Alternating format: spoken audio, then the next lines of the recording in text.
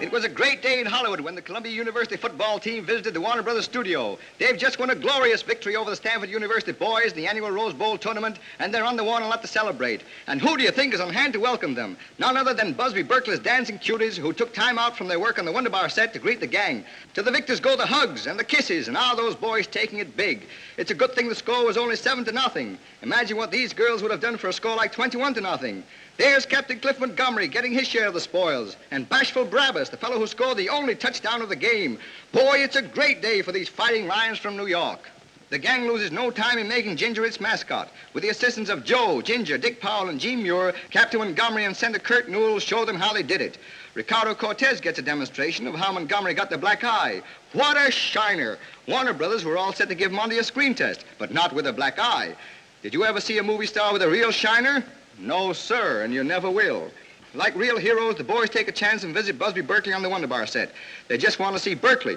They weren't even thinking about the girls much.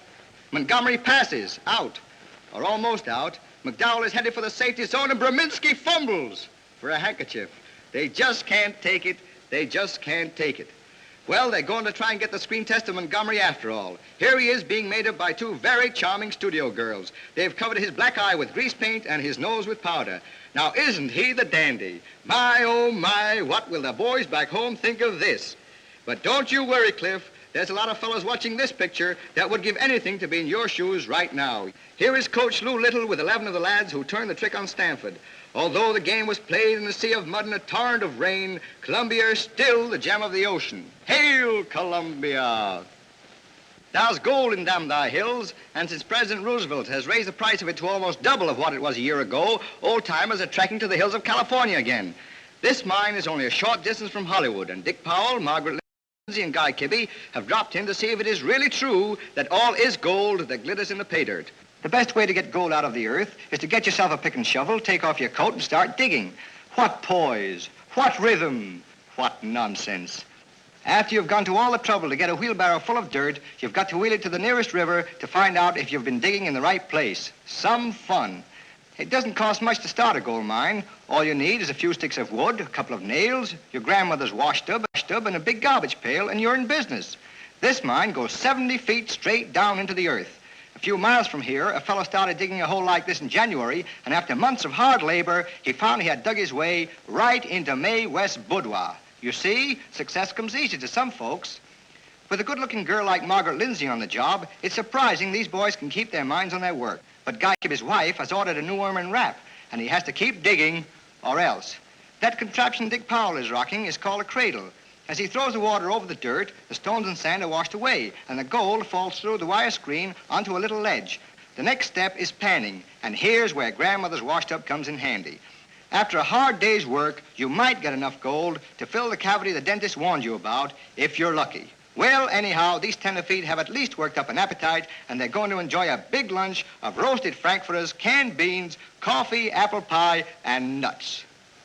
Here's Joan Blondell, back before the cameras again, fully recovered from her recent illness that kept her away from the studio for over a month. She's one of Hollywood's best-loved stars, and everyone is happy to see her up and around again. What about it, Joan? I want to take this opportunity of thanking all my friends for the lovely wires and messages I received during my illness. And believe me, it's a great feeling to be back at work again. Hugh Herburt has played leads opposite many famous stage and screen stars, but for the first time in his career, he plays opposite a sheep in Merry Wives of Reno.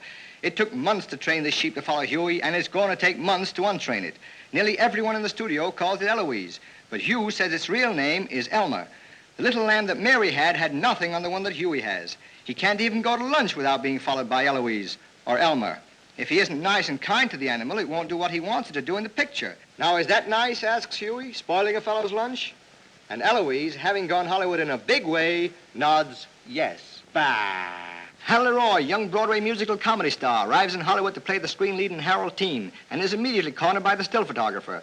Donald Woods, one of the screen's newest stars, comes over to say hello. Frank McHugh steps up, too. They've all got their signals mixed, and Buddy, the big bulb and flashlight man, is gradually going crazy trying to get a good shot of Hal. Patricia Ellis, who plays opposite LeRoy in Haroldine, greets him in the good old Hollywood manner and drags him off to rehearse the songs in the picture with those two popular songwriters, Irving Cale and Sammy Fain.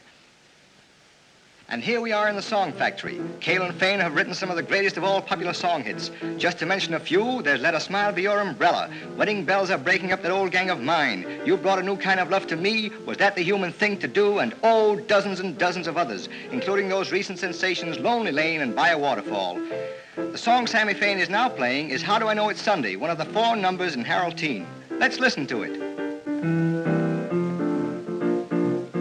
I'm not aware of the time, don't care if I'm hungry, sleepy, or ill. I stumble when I walk, I stutter when I talk, I'm a daffy daffodil. Oh, how do I know it's Sunday? I slept till almost after 10, didn't go to church again. How do I know I love you? I wouldn't be late on Sunday or miss the bus on Monday if I didn't care a lot for you. I think that's got it, Sammy. Sounds swell to me. Hello, Pat. How are you, Al? Hello, Herbie. Hello, Sammy. Well, how are we doing? You're just in time for the words. And the music. Okay, let's try my song. Once a week we see the movies from the very cheapest seat. But like 2 little flies on a lump of sugar, we find it all so sweet. When we share a maple sundae, we consider it a treat. But like 2 little flies on a lump of sugar, we find it all so sweet. Maybe tomorrow morning I'll open up my eyes to find our dreams have all come true. But till tomorrow morning, I'm gonna be employed making love to lovely little you.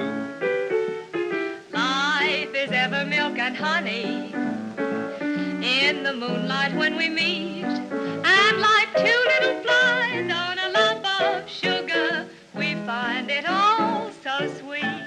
That was great, Pat. Great. Thank you. Now let's see you on your step. You know, the LeRoy hop. Oh, no. Come Come on, on, Al. I don't wanna.